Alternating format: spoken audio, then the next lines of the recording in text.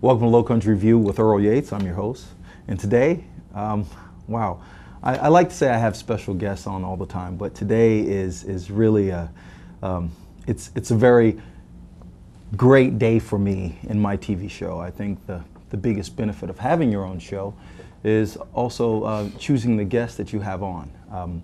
Today, I finally brought on one of my strongest mentors in my life at this period, Mike Znachko. Mike is an unbelievable person. Anyone that knows Mike knows not only how much he gives back to the community, but how much of his time that he devotes to just everyone else around him to make things better.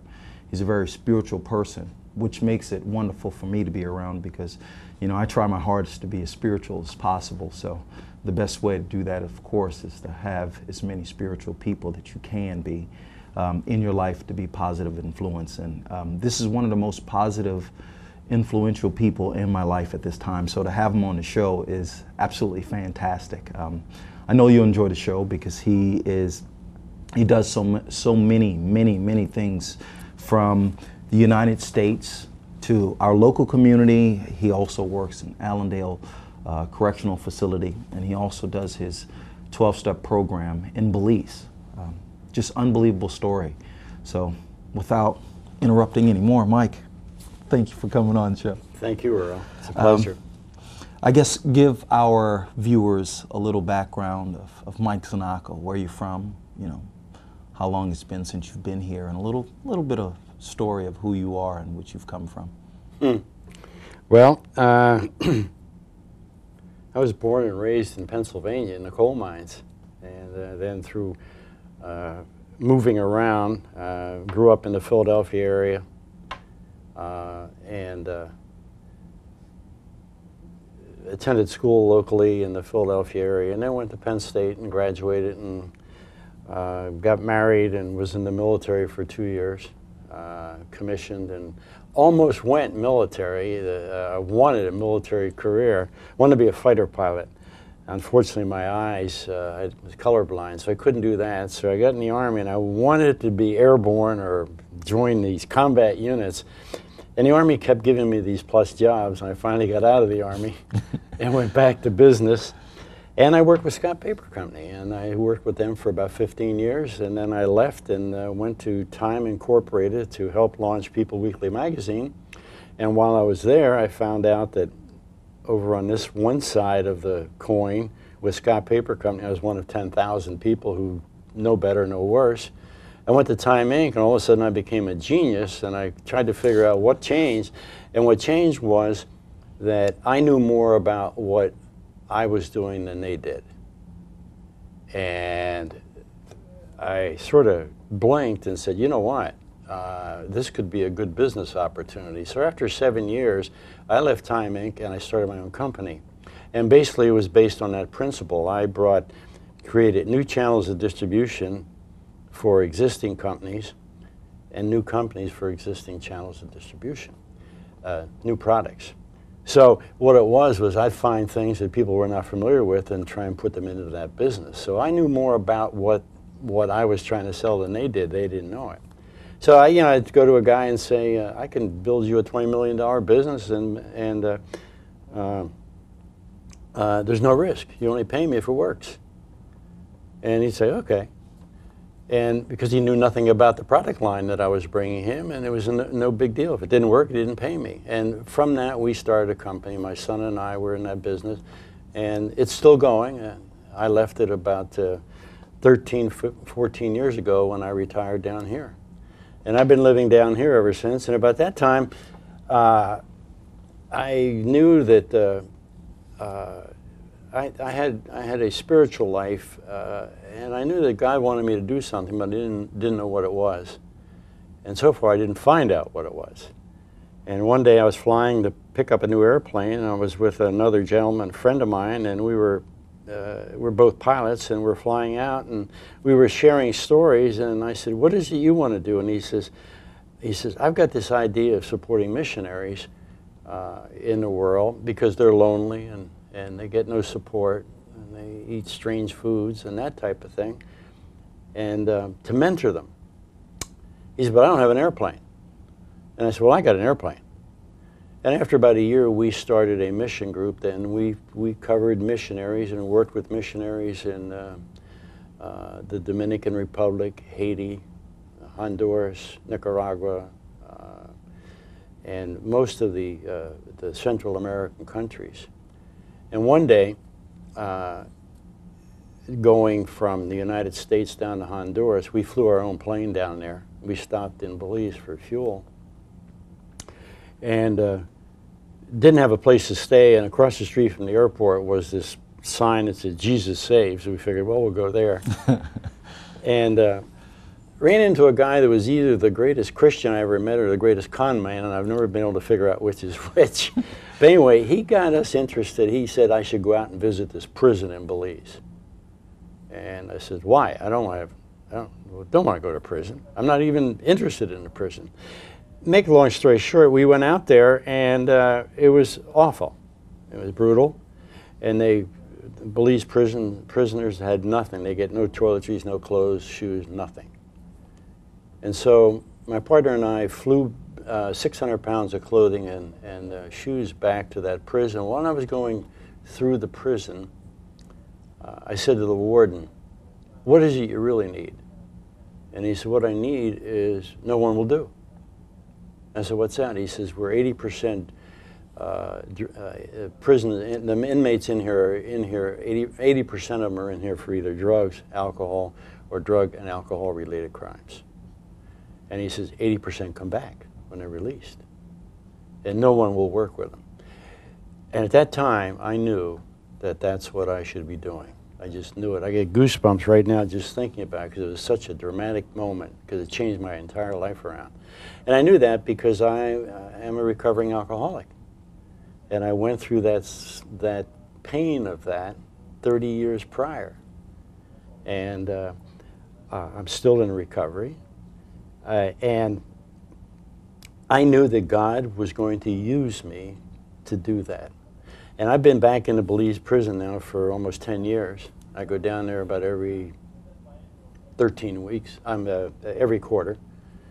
And we work with 1,600 inmates, and we have 12-step programs going. I work as a Christian missionary. I work through the power of Christ and the 12-step program in bringing recovery to these men and hope. And that has expanded from outside the prison in through government now. We have the government-involved programs into local communities and having support groups started.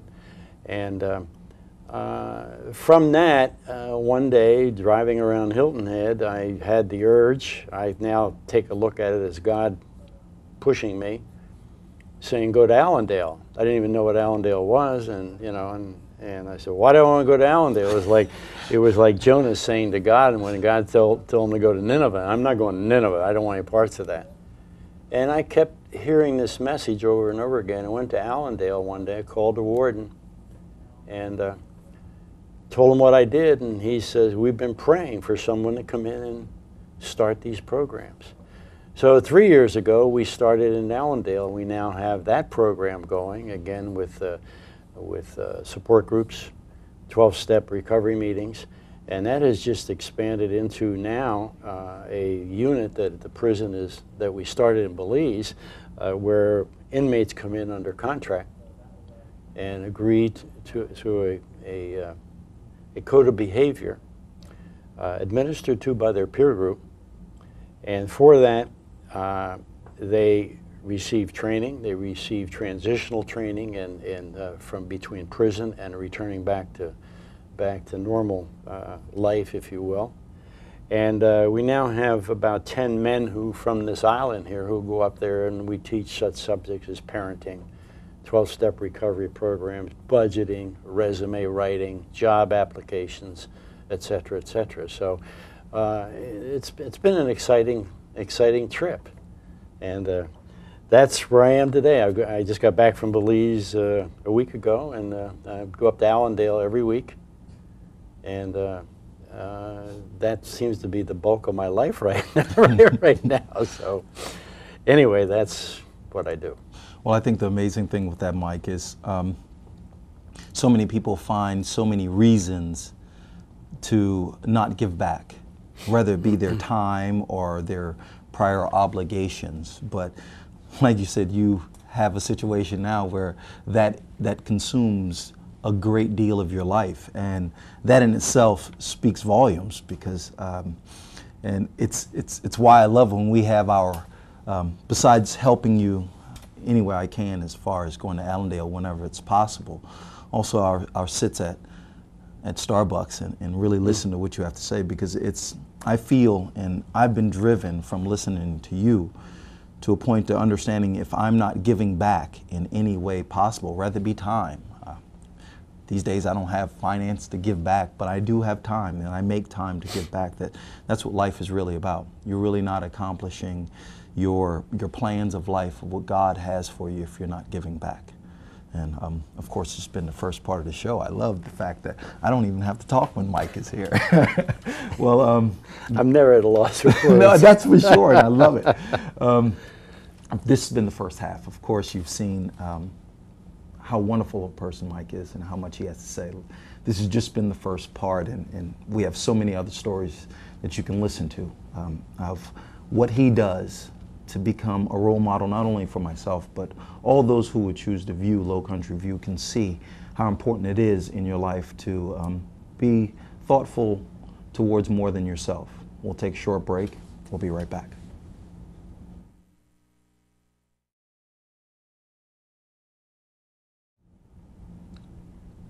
Welcome back to Lowcountry View with Earl Yates. I'm your host, of course, and my guest, still for the second part, is Mike Znachko.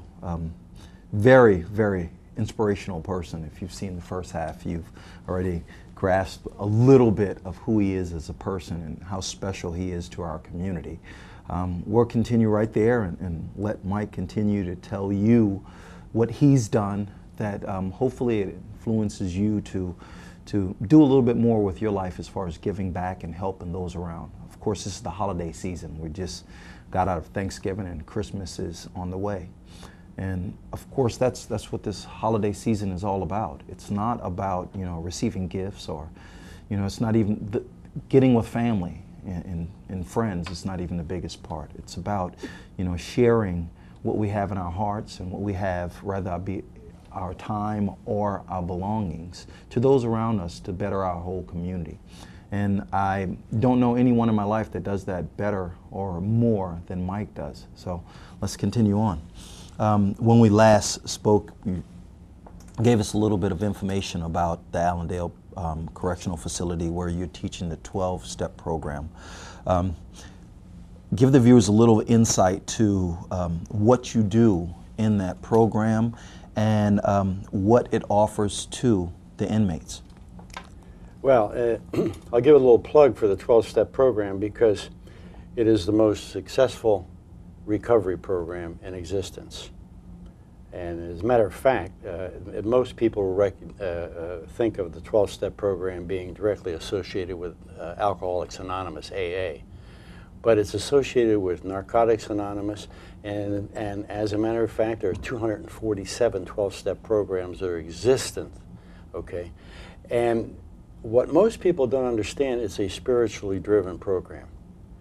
And starting with confession and, denial that I'm powerless over alcohol or drugs, all the way up to spirituality, step 12, which is what brings me to all of this that I do, that after having a spiritual awakening, I will continue to practice this every day of my life and take it to other suffering people. And the spirituality of that, as you can see, I'm getting goosebumps, because that has led me, it's just, people in AA will sometimes say I'm a grateful recovering alcoholic because they found God or their spirituality that way. And I can truthfully say that. I came from a very strong religious family, but I didn't have a personal relationship. And through this program of just finding this relationship has opened up a whole new world to me. So now, mentoring people or stopping to take time to listen to them, it becomes a way of life. It becomes a pleasure. It becomes a service. It's something that I've been blessed with. And I just wrote my my latest newsletter coming back from Belize, and then on Thanksgiving Day I was sitting there writing this and said, man, I'm thankful for all these things I have, both material and spiritual. What are those men sitting in prison? What are they thankful for? What are all these people who are suffering right now for with lack of jobs or lack of income? Are they thankful? And the scripture and the spirituality that popped out to me is that when I am giving thanks, that my God is with me and releases the tension and the difficulties I face. And that's all I could think about, is that how do we get these men who are suffering, these people who are suffering, to look at that. You know, it's like me looking at maybe the suffering from alcoholism. How do I look at that as a blessing or a way to go out and use that? Because God does promise, I will use all suffering for my good if you believe and you trust me.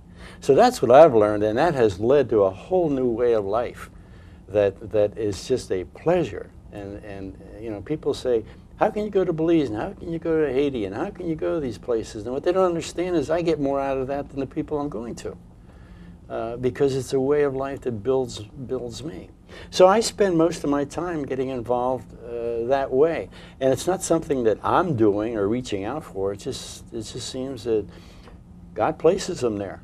I run into them. Well, I tell you, the amazing thing is just hearing your stories and not only your stories, but watching your life, the way you live it. I've had the benefit and also the pleasure of actually watching you during this 12-step program. And I tell you, it's a funny thing because, of course, unfortunately, you know, the majority of prisoners, it would seemingly be, are in the minority branch. And here it is, older white gentlemen like yourself, upper class. You would think that there would be some kind of mad rush to disagree with whatever you have to say, but most of these gentlemen really know that it's from the bottom of your heart that you're bringing help to them, and that in itself is an amazing thing. And that's one of the things that I know that they are grateful for, because I speak to them after the program is over, that they're grateful for you, you know. And so many times in life, faith is doubted because most people don't get that voice in the air that you speak of God and through spiritual means. But I think the only way to get it is actually to open your ears to it. And you've measured your life in a way that that voice is just as clear as I guess mine is to you now. How do you think it's best for us? Of course, for you, it's what your life is about right now. But for those of us who we're searching for not only spirituality, but a way to give back, what is that avenue you think we should search for first? Well, I think the big thing is that you and I and the world have been given talents and blessings. And the question, I guess, comes, are you and I using them? The gifts that God has given us, are we using them to expand His kingdom? And it may be that, you know, you're sales or you're a teacher, or as Paul says, there are different occupations. So the first question, I think, is that, am I using what I've been given, or have I just pushed it aside and I'm just existing? The one thing I found out about missionary work was, it's not what you bring. It's not the goods, it's not the money, it's not the books, it's not the supplies, it's not even the medicines that we delivered into the jungle. It's being there. And when you're there, you are giving hope. So the difficulty I see is a lot of us, quote, know about, let's say, God. The question is, are we doing anything with it? A lot of us know, you know, I'm a pilot and I know how to fly, but there's a difference about knowing about flying and actually being able to fly the airplane. And so the thing that I see is that people know what they should be doing, know how to do it, and know what their talents are.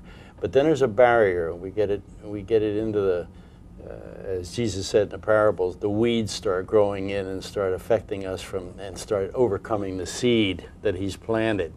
And we get engulfed by problems, life, our own activities, etc., and we sort of stop. And the big difference is getting through those difficulties out there and doing something. And we have an island that has so much talent and so much potential. And I mean, this is an unbelievable place because there's more missionaries that I know of. There are more churches involved with that program. There's more spirituality on this island than I have found in most of the places I've lived. All right? And a lot of it is because people have come to because they've become old like me, right? And you begin to say, you know what, I've got to give something back. I've been there. You know, I've been the old story. I've been to the mountain, and it's not necessarily what I expected, and there's more to it. And what can I do? What can I do? And that's why I'm amazed at, you know, like volunteers in medicine and the professional people that are offering help to young business people and those kinds of things. You find that more here than I find in any place that I visit. So we have the talent, we have the ability. But we have a lot of people here who just by taking that one extra step could provide a lot of help and support. Well, Mike, it's been a pleasure. I mean, fortunately for me, you know, I'll get a lot more of these experiences on a regular basis. I